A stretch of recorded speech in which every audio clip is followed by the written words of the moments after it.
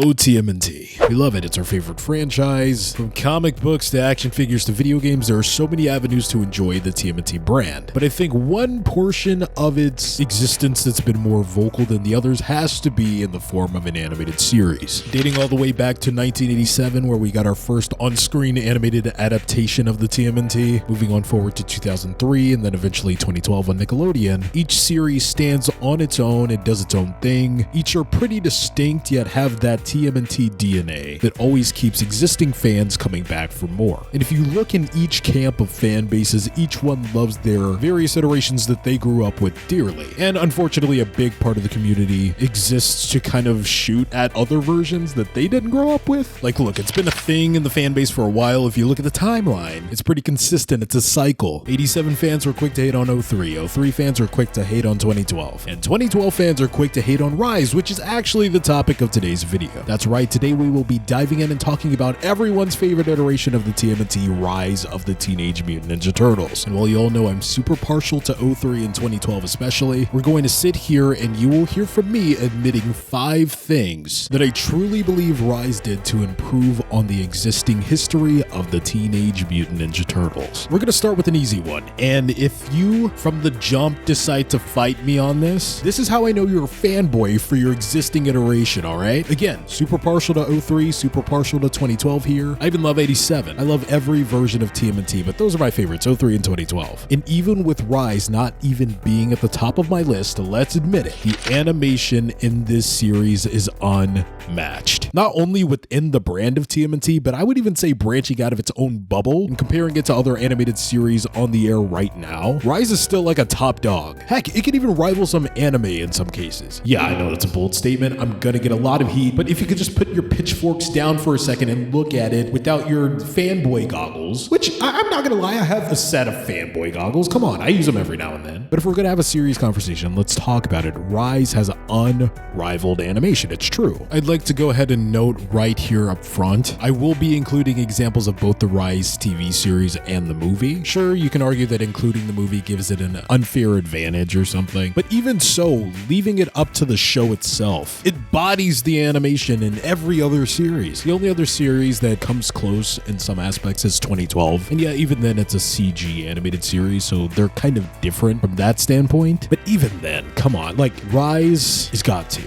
Okay, listen, honorable mention for this shot from 2003 and this shot too. They're both magnificent, but Rise. And that's not even finished animation. Come on. I remember the moment that the character designs for Rise of the TMNT were first unveiled. There was a lot of pushback, and I understand. You know, I was in that camp too. Sure, the designs grew on me over time. Once we started watching the show and getting it on a weekly basis, as the series went on, it just became more and more normal, I suppose. But I can also see the simplicity in these new designs was an intentional choice, which is always an intentional choice when you're going into animation. But it's specifically intentional for the amount of animation that they were shooting for, I feel. Like, there are some aspects in the show where a character will do the most insignificant thing. Like, it serves no purpose to a fight scene or in the plot or anything like that. It could just be, for example, the first episode when April throws down the wet floor sign. All she had to do was set up a wet floor sign. You know, if she did something to that effect in any of the other TMNT series, it would have been a basic animation like this. Hi, April! Green Brothers Movers and Schleppers reporting for duty! You know, like something to that effect. In any other TMNT show, when there's something simple that needs to be done, it would be animated in the most normal way possible, you know? And that's fine. There's nothing wrong with that. It serves the purpose. All that the character needs to do is get from point A to point B what they are trying to accomplish on screen. The thing that I love about Rise when it goes to a point of animation is that it goes over the top, above and beyond for the most, as I said, insignificant details ever. Like putting down a wet floor sign. There is no reason for the animation to be that in-depth, but I appreciate them doing it so much because I am an animation nerd. As much as I love TMNT, as much as I love Spider-Man, as much as I love DC and Star Wars, all these geeky franchises, I love that stuff. Outside of talking about specific brands, I am also a nerd for the medium of animation itself. And having that paired with the franchise that I love, like TMNT, Rise is the product of that, much like Spider-Verse being that, and pairing my love for animation and sort sort of revolutionizing the medium with a brand that I also equally care about. Yeah, Spider-Verse and Rise, it's amazing. Again, Rise has this tendency to do this not only when it comes to the serious scenes, but also some of the most silly things in the show, some of the most insignificant details, which I feel like I've said a billion times by now. But I don't know, it's just super impressive and something that I will always appreciate this iteration of TMNT for. And it feels like that'll be a thing moving forward, that there will be some attention to detail put into the animation way more than it was previously. And if anything, from the sounds of what we're getting from this upcoming TMNT Mutant Mayhem film, they're going to continue that trajectory and pushing the area of animation forward and paying just as much respect to that in the art form as they will to the stories and things like that. So I really appreciate Rise for doing that and being one of the first ones to really elevate that aspect of TMNT. Now look, I am an open book. My door is wide open. If you want to argue with me, in the comments below, tell me some scenes of animation from previous TMNT shows, 87, 2003, and 2012, that you feel honestly rival or even beat Rise. Tell me some scenes. Genuinely, point me to where you want me to watch the scenes. I've seen all the series, but just going based on my memory, I can't think of anything that Rise hasn't topped from an animation standpoint. But again, I am open to being wrong, so the floor is yours right now. Do that, and I'm going to move on to the next point that I feel Rise did that added into improving the history of TMNT. Now, this might be a cheap point because it feels like it's still stemming from a point of animation, but I felt that these were two distinct talking points, even though they both talk about the animation of the show. But the first point was speaking about the animation overall. How even, like I said, something as simple as putting down a wet floor sign had the most bombastic animation I've ever seen in my life.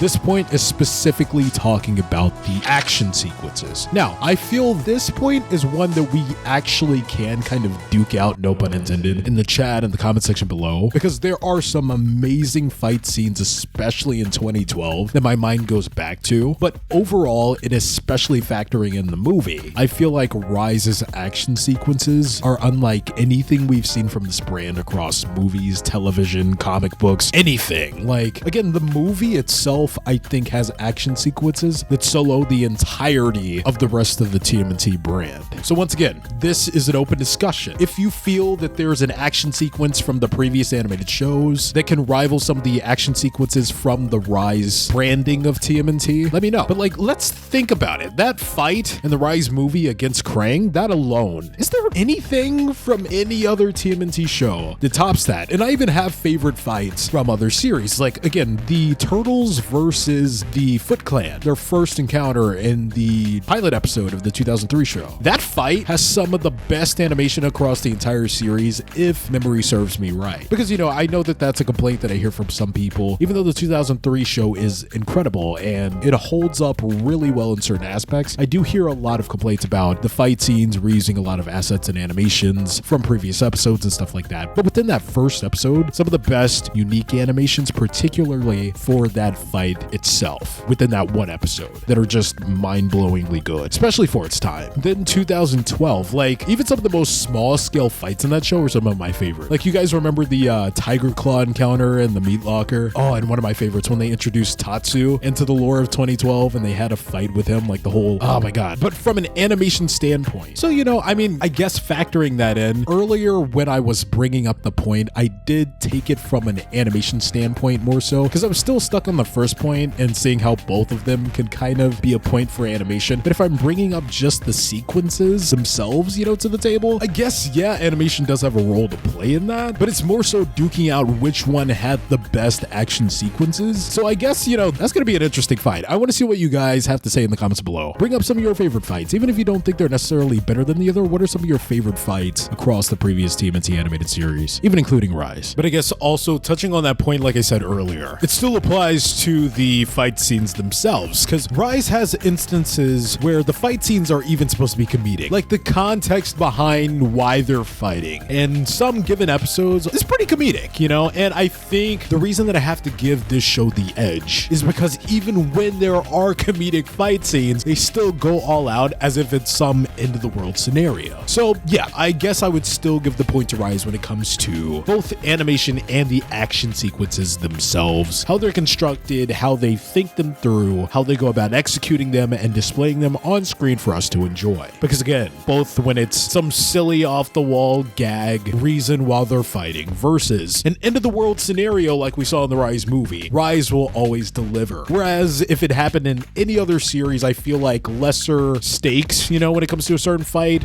would equate to the fight not having as much attention to detail put into it as much as a finale fight would, And again, that's not the fault to the other shows. It's just that extra step that Rise took. It doesn't put down the other shows. It just lifts up Rise. You know what I mean? I think that's a fair statement. And if you want to fight me about it, then do it. I don't care. I don't have time for your little attitude, okay? I'm making a TMNT 2003 video next week, all right? Cry about it till then. Okay, this is another point that I don't think anybody can argue. Rise KRANG is the best, okay? Well, okay, you know what? Yeah, there could be an argument here. I guess I'm strictly thinking from a standpoint of what I want out of KRANG, or not even necessarily what I want out of KRANG, but just seeing what each one brought to the table. I feel like Rise gave the most for us to chew on, right? I feel like the only other animated iteration of KRANG that I could see people coming together and fighting against the Rise one to say is the one that deserves the #1 spot would have to be 87 KRANG. 87 KRANG is iconic, okay? The voice, the quotes, the look, the suit, everything. 87 KRANG is iconic. I love the take on the KRANG in 2012 as well, implementing the history and lore of the Utroms, KRANG Prime, KRANG Subprime, all of that. 2012 was great. But from a large scale of things, 87 is the iconic KRANG. I don't feel that there is any other version or take on KRANG that is as iconic as the 87 KRANG. However, I feel like the intimidation, the voice, the sense of urgency that you felt when Rise KRANG was on screen. He's legitimately intimidating. I don't know. I love that. He's a true threat. Sure, there were multiple KRANGs, but the main one, all of them were great, but the main one, that was such a unique take on KRANG. I didn't even know I wanted it. I was totally fine with the Shredder, get me a body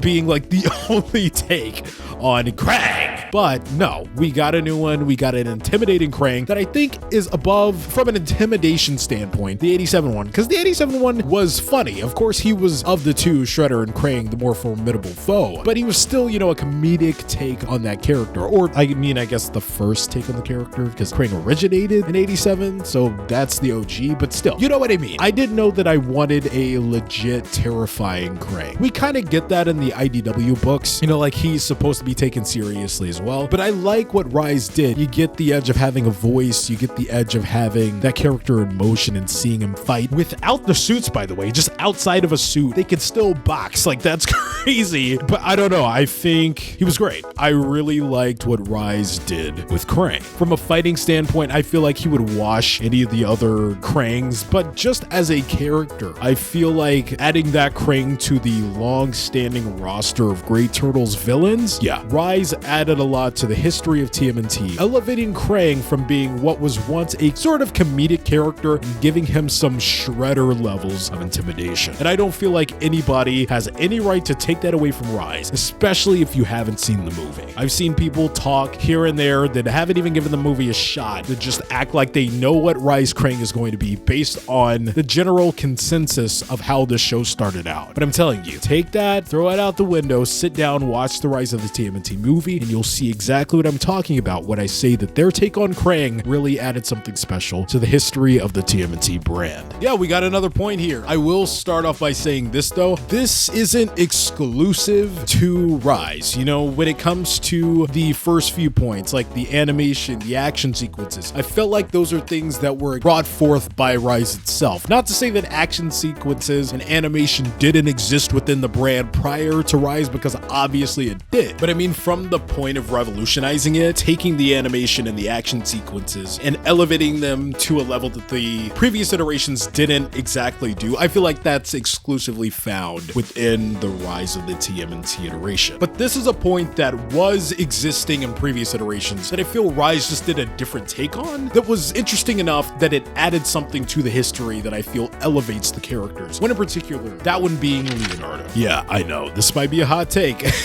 Strap in, just hear me out. My favorite Leo is probably the 2012 Leo. I love the 03 Leo as well. I crack a lot of jokes about 03 Leo, but it's all in good fun. I love that character. He's great. He's a fantastic leader. He stands for everything that I want Leonardo to stand for. I feel like TMNT 2012 was the first true instance where we got to see Leo grow into being a leader. We got to see that journey. Not to say that that was void in the 03 series, but the thing about 03, he very much felt like a well-rounded leader from the jump, and we just got to explore what challenges come with being put in that position already. And we didn't get to see him build up into becoming the leader that he's capable of being. He's already that leader. We're just seeing what struggles come with being entrusted with that position in the 03 series, which is a fantastic take. Nothing wrong with it. I like that 2012, we get to see him be appointed leader for the first time. He's not necessarily that from the jump, but we do see those qualities. He's given the role in the first episode because he asked for it, and then we get to see what trials and tribulations come with being in that role while also figuring out what it means to be a leader. Yes, he has the title. Does he have what it takes to keep that title? And I think that's what makes the take in 2012 interesting. But it seems like with each animated series that we're getting from 2003 to 2012 to Rise, they strip a layer of Leo's character away from him more and more the farther we get away from 03 to start him at an even lesser point so that by the time he becomes the leader, that arc is more steep, you know? So with 2003 starting him off already as a leader and seeing what comes with that, 2012, he's not the leader in the very beginning, but then he gets the title. Then we see what comes from it. Rise was like, let's push him back even further. Not only is he not the leader to begin with, but another turtle is the leader, Raph. You know, I thought that was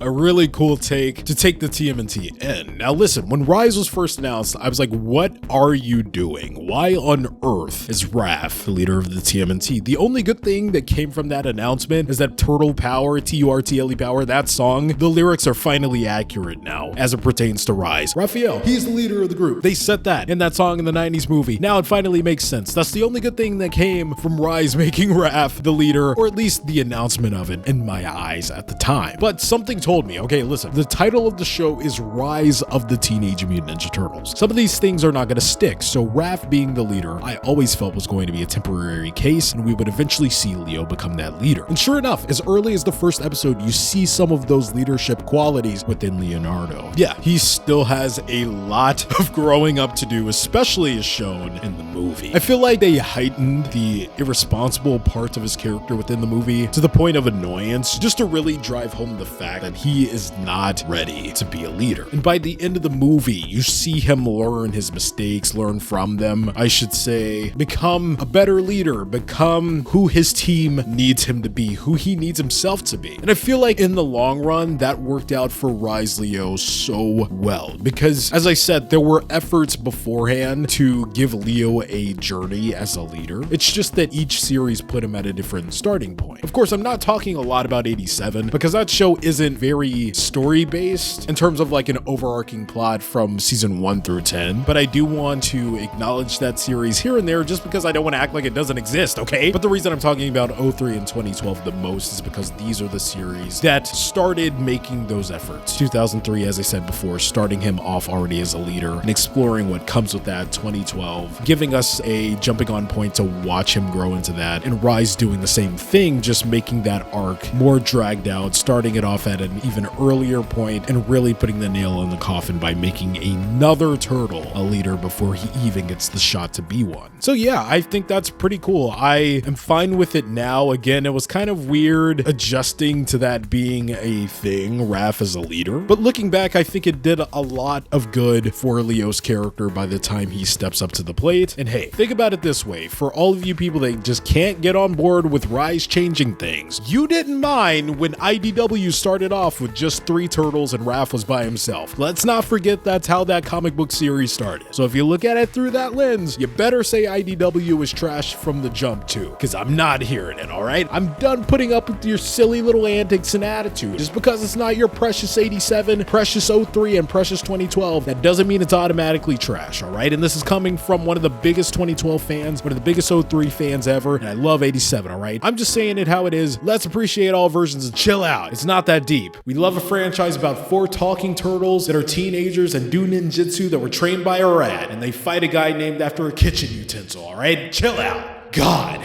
And the last point that I have here, mystical powers, lore rewrites, and pretty much the show having the freedom to spin the Turtles franchise and everything that comes with it on its head. That's one of the freedoms that Rise had, especially giving it a title like Rise of the TMNT. That just insinuates to me that there can be some radical changes so long as in the future, these Turtles will start to feel something closer to the traditional sense that we grew up loving, right? It's the Spider-Man homecoming effect, I like to say. Or now, as I said in a previous video, I feel the Batman effect, right? The Robert Pattinson Batman film. They start off these iconic characters in a place that is almost unrecognizable, you know, like super early in their career, some things are different. Like, let's compare, like I said, Spider-Man Homecoming, the Batman, and Rise of the TMNT. Each start them off in a radically different place. Peter Parker having access to a billionaire and high-tech suits and stuff like that. Very much steering clear from what we've come to expect when it comes to the character of Spider-Man. If we look at Robert Pattinson's Batman, his Bruce Wayne is not the Bruce Wayne that we grew up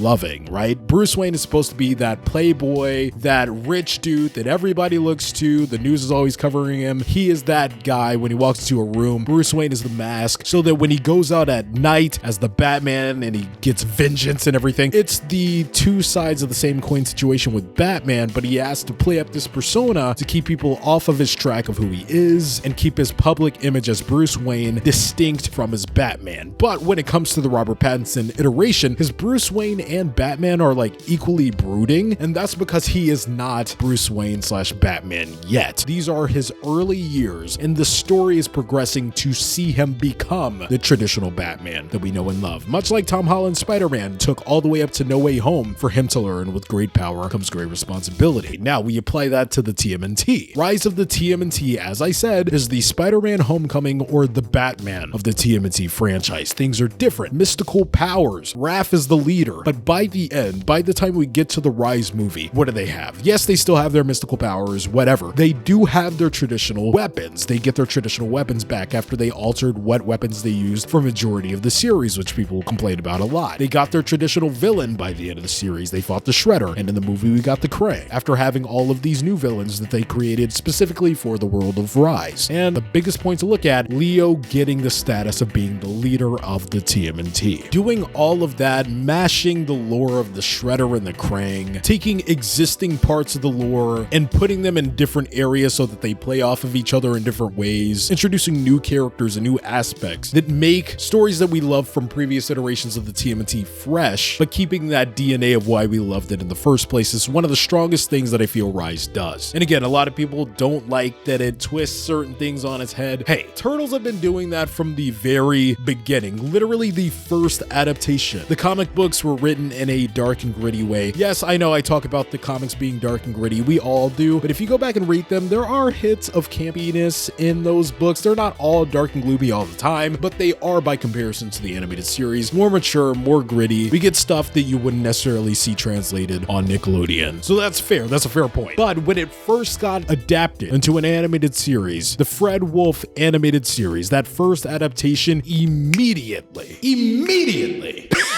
flipped the original source material on its head by making it a lighthearted, campy, comedic show. There's still action, especially in that first season. It takes itself a little more seriously than the rest of the series by having an overarching narrative for the first 5 episodes. But still, tonally, it varies from the comics quite a bit. Even so much as making a radical change like making April O'Neil go from being a scientist to becoming a news reporter. Now, if back in the day, you were fine with that, you were fine with the tone completely changing, fine with April losing her complete original occupation and getting one that's nowhere near close to being a scientist, even 87 making a change like making Hamato Yoshi Splinter. That is not how it's written in the original book. All of these things being altered from the jump, and then it changes even more in 03. We get that serious tone back, but what's one of the biggest changes they made? Oh, Shredder's an Utrom now? If you're fine with that. And then they changed it again in 2012. What do we get? They make all sorts of changes. April is a teenager teenager now to match the energy of the Turtles. Casey is as well. So if each series from the